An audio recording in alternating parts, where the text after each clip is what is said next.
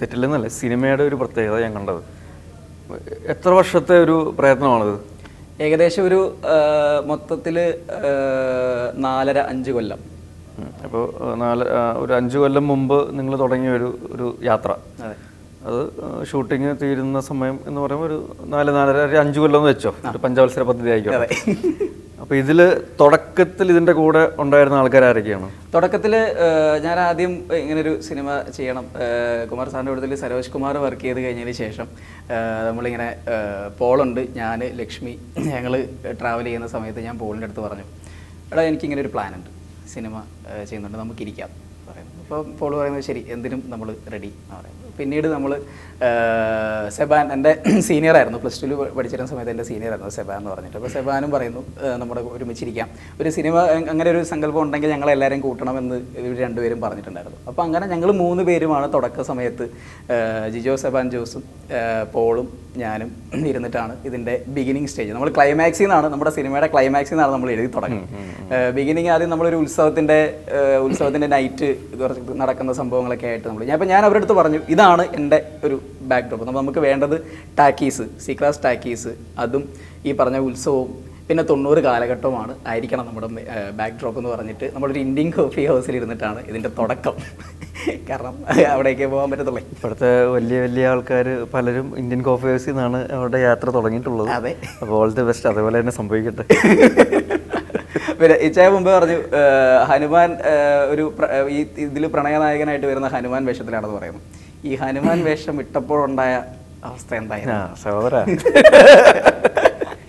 ഞാനിപ്പോഴും ഓർക്കുന്നുണ്ട് ഈ ഹനുമാൻ വേഷത്തിൻ്റെ കാര്യം ഇങ്ങനെ പറഞ്ഞ സിനിമയിൽ ഇങ്ങനെ കഥ പറഞ്ഞിങ്ങനെ പോകുമ്പോൾ ഞാൻ ചോദിച്ചു, ഈ ഹനുമാൻ വേഷം എന്ന് പറയുമ്പോൾ ഹനുമാൻ ആട്ടം എന്ന് പറയുന്നത് എങ്ങനെയാണ്? അതിങ്ങനെ ജസ്റ്റ് ഇങ്ങനെ തൂക്കിയിട്ടിട്ട് ഇങ്ങനെ കയറിൽ തൂക്കി കെട്ടി വലിച്ചിട്ട് കയറിലിങ്ങനെ ആട്ടുന്നു. അതെ, ഇപ്പം ഹനുമാൻ വേഷം എന്ന് പറയുമ്പോൾ ജസ്റ്റ് നമ്മൾ കല്യാണരാമനിലെ മറ്റേ ദിലീപ് ചെയ്ത പോലത്തെ ഒരു മിനിമം അങ്ങനത്തെ സാധനങ്ങൾ അല്ല. ഈ ഹനുമാൻ പച്ച കളർ, ഈ ഫോട്ടോയിൽ കഴിഞ്ഞ് പോസ്റ്റർ കാണുന്ന പോലെ ഫുൾ പച്ചയടിക്കുക പറഞ്ഞാൽ അതിന് വരെ നമുക്ക് ഈ ബോഡി ഹഗ്ഗിങ്, മറ്റേ ഡ്രൈ ഫിറ്റ് സ്പോർട്സ് ഫുൾ സ്ലീവുള്ള സാധനം. അയ്യോ, അങ്ങനെ പറഞ്ഞപ്പോണ്ടല്ലോ ഞാൻ അത് അന്വേഷിക്കാൻ പോയി. അന്ന് ഞാൻ ഒട്ടും പ്രതീക്ഷയില്ല. ഞാൻ സൂര്യൻ പറഞ്ഞു, എടാ ഇത് ചായൻ ചെയ്യുമെന്ന് എനിക്ക് തോന്നുന്നില്ല, ചിലപ്പോൾ മിക്കവാറും അത്. അപ്പോൾ ഞാൻ റോണക്സിനെ വിളിച്ചു, നമ്മുടെ മേക്കപ്പ് മാൻ. റോണക്സ് എന്തെങ്കിലും ഒരു മാർഗം ഉണ്ടാകും. അയ്യോ അത് വർക്കൗട്ടാവില്ല അത് പറഞ്ഞു. ഞങ്ങൾ സത്യം പറഞ്ഞാൽ ഞങ്ങൾ വിചാരിച്ചു ചാൻ അത് ചെയ്യില്ല എന്ന് തന്നെയാണ്. ദുഷ്ടന്മാർ എന്നിട്ട് ലാസ്റ്റ് നിമിഷം വരെ എൻ്റെ അടുത്ത് പറഞ്ഞില്ല, പച്ച ചായ അടിക്കേണ്ടി വരും, മറ്റേതൊക്കെ ട്രൈ ചെയ്യുന്നുണ്ട്, അത് നമ്മൾ നോക്കുന്നുണ്ട്, സെറ്റ് ചെയ്യുന്നുണ്ട്, അങ്ങനെയൊക്കെ പറഞ്ഞ് കൊതിപ്പിച്ചിട്ടാണ് കൊണ്ടുവരുന്നത്. അതെ അതെ. പക്ഷേ വേറെ കാര്യമുണ്ട്, 8ന്റെ പണി തിരിച്ചു തന്നു. അതേം തന്നു, അതേം തരും. അതും ഒരു എൻ്റെ പൊന്നെ, രാവിലെ 6:15 ഷൂട്ട് കഴിഞ്ഞ് കുഞ്ഞു പോവാം വണ്ടി ഇട് എന്നൊക്കെ പറഞ്ഞ് വൈബത്തിനുണ്ട്. മോസേട്ടൻ വന്ന് വിളിക്കുന്നു, അതെ ഇച്ചായം വിളിക്കുന്നുണ്ട് കാരവാനിലേക്ക് വരാൻ. ഞാൻ പറഞ്ഞോ, പണി ഞാൻ ശരിക്കും പ്രതീക്ഷിച്ചില്ല. ഞാൻ ഓർത്തു നാളെ എന്താ എടുക്കുന്നതെന്നൊക്കെ ചോദിക്കാൻ വേണ്ടി ഓടി വന്ന് കയറിയതും ഫുള്ള് ചായം പൂശിക്കളഞ്ഞു. എൻ്റെ പൊന്നെ, നമ്മുടെ ഡയറക്ഷൻ സെക്ഷനിൽ എല്ലാവർക്കും ഞാൻ പച്ച ചായ തേച്ചടിച്ചു തന്നു. പക്ഷേ അതെനിക്ക് തോന്നുന്നു പ്രേക്ഷകരുടെ അടുത്ത് പറയണമെന്ന് തോന്നുന്നു. അതായത് ആ ഷൂട്ട് കഴിഞ്ഞതിന് ശേഷം ഞാൻ കാരവാനിൽ കയറുന്ന സമയത്ത് ഇതിൻ്റെ പ്രതികാരം തീർക്കാൻ വേണ്ടിയിട്ട് എല്ലാ ക്രൂ മെമ്പേഴ്സിനെയും പച്ച ചായ അടിച്ചു നിർത്തിയിരിക്കുകയായിരുന്നു. സൂരജിനെ എങ്ങനെയാണ് പരിചയപ്പെടുന്നത്? സൂരജിനെ പരിചയപ്പെടുന്നത് എൻ്റെ വൈഫ് വഴിയാണ്. സൂരജാണ് വള്ളിയും തെറ്റി പുള്ളിയും തെറ്റിയുടെ മ്യൂസിക് ഡയറക്ടർ. എനിക്ക് തോന്നുന്നു നമ്മുടെ സിനിമ ആദ്യം പ്രേക്ഷകരിലേക്ക് എത്തുന്നതിൻ്റെ ഒരു ട്രെയിലർ, അതുകൊണ്ട് അല്ലെങ്കിൽ അതിൻ്റെ മ്യൂസിക് ആദ്യം റിലീസ് ചെയ്തു, അതുകൊണ്ട് തന്നെ ട്രെയിലർ, ഈ മ്യൂസിക് പെട്ടെന്ന് ആൾക്കാരിലേക്ക് റീച്ചായി. അത് പുതിയ ഒരാളാണ് അത് ചെയ്തത് എന്ന് പറഞ്ഞപ്പോൾ ആൾക്കാർക്കത് പിന്നീട് ഭയങ്കര ഒരു കൗതുകം സൃഷ്ടിച്ചിട്ടുണ്ട്. അപ്പം ശരിക്കും വള്ളിയും തെറ്റിയിൽ ഒരുപാട് പെപ്പി ആയിട്ടുള്ള നമ്പേഴ്സ്, പിന്നെ കുറച്ചും കൂടെ എന്താ പറയുക, മെലഡി ആണെങ്കിൽ പോലും എല്ലാത്തിനും വേറൊരു ഡിഫറൻസ് കൊണ്ടുവരാനായിട്ട് സൂരജിന് സാധിച്ചിട്ടുണ്ട്.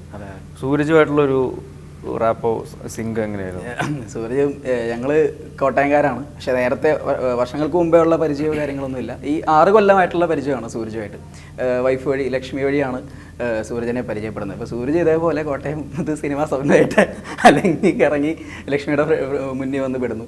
അപ്പോൾ അവനൊരു ഷോർട്ട് ഫിലിം ചെയ്തിട്ടുണ്ടായിരുന്നു. അപ്പോൾ ഈ സെയിം ടൈമിൽ ഞാൻ പോള് സെവാനും കൂടെ കുത്തിയിരുന്ന് എഴുത്ത് പരിപാടിയിൽ സിനിമയിൽ ഏറ്റവും എടുത്ത് പറയേണ്ട 1-2 കാര്യങ്ങൾ ഭയങ്കര അണ്ടർലൈങ് ആയിട്ട് അല്ലെങ്കിൽ ഏറ്റവും പ്രകടമായിട്ട് തന്നെ കാണാൻ പറ്റുന്നത്, ഒന്ന് പ്രണയത്തിൻ്റെ ഒരു തലം, പിന്നെ ഫ്രണ്ട്ഷിപ്പിൻ്റെ ഒരു ഭയങ്കര ഒരു മൂഡും സംഭവങ്ങളും ഫീലും ഒക്കെ ഉണ്ട്.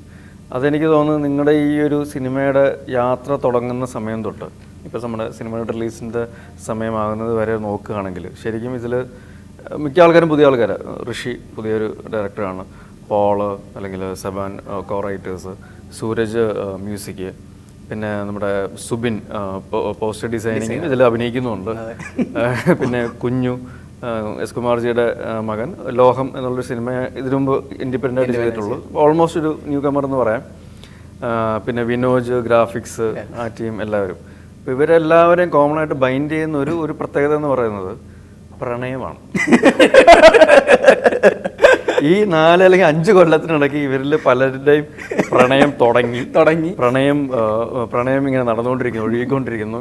പ്രണയ സാഫല്യമായി കല്യാണം കഴിഞ്ഞു കുഞ്ഞ് വരെ ആയിട്ടുള്ള ആ ഒരു സെറ്റപ്പ്, 3 കല്യാണം, അങ്ങനത്തെ ഒരു രീതിയിലോട്ടാണ് വന്നിരിക്കുന്നത്. അപ്പോൾ ശരിക്കും പ്രണയത്തിൻ്റെയും ഈ പറഞ്ഞ നിങ്ങളെല്ലാവരും ഒരു ഫ്രണ്ട്ഷിപ്പിൻ്റെയും ഭയങ്കരമായിട്ടുള്ളൊരു സംഭവം സിനിമയിലും ഉണ്ട്, സിനിമയുടെ അകത്തും പുറത്തും ഉണ്ട്. അത് ഭയങ്കര രസകരമായിട്ട് എനിക്ക് ഫീൽ ചെയ്തിട്ടുണ്ട്. ഇപ്പം സിനിമ തുടങ്ങുന്നതിന് മുമ്പ് പലരും വരുമ്പോൾ ഇതെൻ്റെ കാമുകി, അല്ല ഞാൻ കല്യാണം കഴിയാൻ പോകുന്ന പെണ്ണ്, ഒരു ഷെഡ്യൂൾ കഴിഞ്ഞപ്പോൾ ഇതെൻ്റെ ആദ്യ പെണ്ണ്, ഇതെൻ്റെ ഭാര്യ, അടുത്ത ഷെഡ്യൂളിന് ഇത് അമ്മയാവാൻ പോവാന്ന് പറയുന്ന ഒരു പ്രോസസ്സ് ഭയങ്കര രസമായിരുന്നു. അതെ. അല്ല, ആ ഒരു ബോണ്ട് ശരിക്കും വർക്കൗട്ട് ആയിട്ടുണ്ട്. കാരണം ഇപ്പോഴും ഒരു ഫാമിലി, നമ്മൾ VTPT എന്ന് വിളിക്കുന്ന വള്ളിയും തെറ്റിയുടെ ഷോർട്ട് ഫോം ആണെങ്കിൽ അതൊരു ഫാമിലി, VTPT ഫാമിലി ആയിട്ട് ത്രൂ ഔട്ട്, അതായത് ഓരോ തവണയും ഓരോ ആൾക്കാർ വന്ന് ആഡ് ആയിക്കൊണ്ടിരിക്കുകയായിരുന്നു. ഇപ്പം ആദ്യം ഞാനും പോളും സെബാനും ഉണ്ടെങ്കിൽ പിന്നീട് സൂരജ് വരുന്നു, സൂരജ് എന്ന് കഴിഞ്ഞതിന് ശേഷം സുബിൻ വരുന്നു, അങ്ങനെ ഓരോരുത്തർ, വിനോജ്, ഞാൻ പറഞ്ഞ എല്ലാ ആൾക്കാരും ഒരു ഫാമിലി പോലെ ജോയിൻ ചെയ്ത്. പിന്നെ എനിക്ക് തോന്നുന്നു ഇതിൽ വേറൊരു എടുത്തു പറയേണ്ട കാര്യം, ഈ പറയുന്ന ചെറുപ്പക്കാരുടെ അല്ലെങ്കിൽ ന്യൂജൻ അല്ലെങ്കിൽ പുതിയ ആൾക്കാരുടെ കൂടെ എക്സ്പീരിയൻസ്ഡ് ആയിട്ടുള്ള എല്ലാവരുടെയും ഒരു ഭയങ്കര ഒരു സിംഗ് ഉണ്ടായിരുന്നു. ഇപ്പം രഞ്ജി പണിക്കരേട്ടൻ, മനോജ് ജെയിൻ ചേട്ടൻ, സുരേഷ് ചേട്ടൻ, സൈജു, ശ്രീജിത്ത്, പിന്നെ കരമന സുധീരേട്ടൻ, മിയ. അപ്പോൾ അങ്ങനെ ഓൾമോസ്റ്റ് ഒരു എക്സ്പീരിയൻസ്ഡ് ആയിട്ടുള്ള ഒരുപാട് പേര് നിങ്ങളുടെ കൂടെ അങ്ങ് നിൽക്കുകയായിരുന്നു. തീർച്ചയായിട്ടും. അപ്പോൾ ആ ഒരു എക്സ്പീരിയൻസ് എങ്ങനെ ഫീൽ ചെയ്തു? ആദ്യം പണിക്കർ സാറിൻ്റെ അടുത്ത് കഥ പറയാൻ പോയത് മറ്റേ ഇട്ടിപ്പോടെയാണ്. അതായത് പണിക്കർ സാറിൻ്റെ വീടിൻ്റെ ഫ്രണ്ടിൽ പോയിട്ട് ഞാനും സൂരജ് നിൽക്കുകയാണ് കയറാൻ വേണ്ടിയിട്ട്. സാറിൻ്റെ അപ്പോയിൻമെൻറ്റ് സമയം പറഞ്ഞിട്ടുണ്ട്. അകത്തെന്തോ വൻ ബഹളം നടന്നിട്ടിരിക്കുകയായിരുന്നു. അപ്പോൾ പണിക്കർ സാറിൻ്റെ സിനിമയിൽ കേൾക്കുന്ന പോലെ തന്നെ ഡയലോഗുകൾ. ഞാൻ സൂരജ് പോയാലോ ഇല്ല. അതിനും പണിക്കർ സാർ ഇറങ്ങി വന്നിട്ട് ആരാ അതിന് പറഞ്ഞ് ഋഷി വാ. അതിന് ഞാൻ ഓർത്ത് ദൈവം ഇതെന്താ കൊല്ലാൻ കൊണ്ടുപോകണോ, അങ്ങനെ ടെൻഷൻ അടിച്ചിട്ടാണ് കഥ പറഞ്ഞത്. അപ്പോൾ കഥ പറഞ്ഞപ്പോൾ പണിക്കർ സാറ് കുറേ നേരം ഇരുന്നിട്ട് പറഞ്ഞു, നിങ്ങൾ എന്തുകൊണ്ട് ഈ 90 കാലഘട്ടം തിരഞ്ഞെടുത്തു, എന്താണ് അതിൻ്റെ കാരണം? അപ്പോൾ നമ്മൾ പറഞ്ഞു ഇതൊക്കെയാണ് ഇതിൻ്റെ റീസൺസ്. നമുക്ക് കണക്ട് ചെയ്തിരുന്നത് ലാലേട്ടൻ്റെയും മമ്മൂക്കയുടെയൊക്കെ 90 കാലഘട്ട സിനിമ നമ്മൾ ഒരുപാട് ഫീൽ ചെയ്തിരുന്നു, അതുകൊണ്ടാണ് എടുത്തതെന്നൊക്കെ പറഞ്ഞിട്ട് പണിക്കർ സാർ അവിടുന്ന് കുറേ കാര്യങ്ങൾ പറഞ്ഞു തന്നു. സ്ക്രിപ്റ്റ് എങ്ങനെ നന്നാക്കണം, എന്തൊക്കെ ഇതിൻ്റെ അകത്ത് ഇത് ചെയ്യണം. അവിടെ തൊട്ട് പണിക്കർ സാർ നമ്മുടെ കൂട്ടത്തിലുണ്ടായിരുന്നു. ഇപ്പോഴും നമ്മളെ ഫോൺ വിളിക്കുകയും സ്ക്രിപ്റ്റ് ഡിസ്കഷൻ ഇരിക്കാമെന്ന് പറയും. പിന്നീട് ഷൂട്ടിൽ കണ്ട പണിക്കർ സാർ എൻ്റയർലി ഡിഫറെൻ്റ് ആണ്. എത്ര രാത്രി ആയാലും കുഴപ്പമില്ല, എനർജറ്റിക് ആയിട്ട് ആൾ നിൽക്കുകയാണ് ഏജിലാണെങ്കിലും. അതേപോലെ തന്നെയാണ് മനോജേട്ടൻ്റെ അടുത്ത് നീർന്ന് പറഞ്ഞ ക്യാരക്ടർ, ഞാൻ കഥ പറയുന്നതിനെക്കാട്ടിലും എൻ്റെ അടുത്ത് മനോജേട്ടൻ പറഞ്ഞു ആ ക്യാരക്ടർ ഒന്ന് പറയുമോ പറഞ്ഞു. അപ്പോൾ ഞാൻ പറഞ്ഞു നീറെന്നാണ് ക്യാരക്ടറിൻ്റെ പേര്, ഉറുമ്പിൻ്റെ പേരാണ്, ഏത് മരത്തിൽ വള്ളി പിടിച്ച് കയറുന്ന ഒരു ക്യാരക്ടറാണ് എന്ന് പറഞ്ഞ് ആ ആറാറും ആ ഒരു പശ്ചാത്തലം കൂടെ പറഞ്ഞപ്പോൾ ആൾ പറഞ്ഞു എനിക്ക് കഥ കേൾക്കണ്ട, ഞാനിത് ചെയ്യുന്നു. കുറേ നാളായി ഞാനൊരു നല്ല കഥാപാത്രം ചെയ്തിട്ട് സിനിമയിൽ ചെന്നിട്ട് ഒരു കഥാപാത്രത്തിനെ കിട്ടിയത് ഇപ്പോഴാണ്. ഞാനത് എപ്പോഴും പറഞ്ഞു, കുറച്ച് ദിവസം മുന്നേ വിളിച്ചിട്ടും നമ്മൾ മാനങ്കരത്തേന്ന് പറഞ്ഞ സോങ് പാടിയിട്ട് പറഞ്ഞു ഇപ്പോഴും എനിക്കതൊന്ന് അയച്ചു തരണം. പുള്ളി തന്നെ അത് പാടിയത്, അത് നന്നായിട്ട് വന്നിട്ടുമുണ്ട്. അപ്പോൾ മനോജേട്ടനും പണിക്കർ സാറും ഭയങ്കര ബാക്കപ്പ് ആയിരുന്നു. പിന്നെ സൈജുവേട്ടൻ്റെ അടുത്ത് കഥ പറയാൻ പോയപ്പോൾ തന്നെ ഇതുപോലെ തന്നെ സൈജുവേട്ടൻ സ്പീക്കറൊക്കെ എടുത്ത് വെച്ചപ്പോൾ തന്നെ സൈജുവേട്ടൻ ചെറിയൊരു ഡൗട്ട്, ഇവന്മാരെന്താ ഉദ്ദേശം. അത് കഴിഞ്ഞപ്പോൾ ഇമ്മീഡിയറ്റ്ലി കഥ പറഞ്ഞു കഴിഞ്ഞതിനും കെട്ടിപ്പിടിച്ചിട്ട് പറഞ്ഞു ബജരംഗം നമുക്ക് പൊളിക്കണം, തകർക്കണം എന്നൊക്കെ പറഞ്ഞ് അങ്ങനെ. പിന്നെ സുരേഷ് ഏട്ടൻ ഒരു രക്ഷയിലായിരുന്നു. സുരേഷ് ഏട്ടൻ്റെ അടുത്ത് ചെന്നിട്ട് നമ്മൾ കഥ പറയുമ്പോൾ സുരേഷ് ഏട്ടൻ ആദ്യം ഒരു വില്ലൻ ക്യാരക്ടർ അല്ലെങ്കിൽ ഒരു നെഗറ്റീവ് ഷെയ്ഡ് എന്നൊക്കെ പ്രതീക്ഷിച്ചിരിക്കുകയാണ്, നമ്മൾ ഓൾറെഡി ഫോണിൽ കൂടെ പറഞ്ഞപ്പോൾ.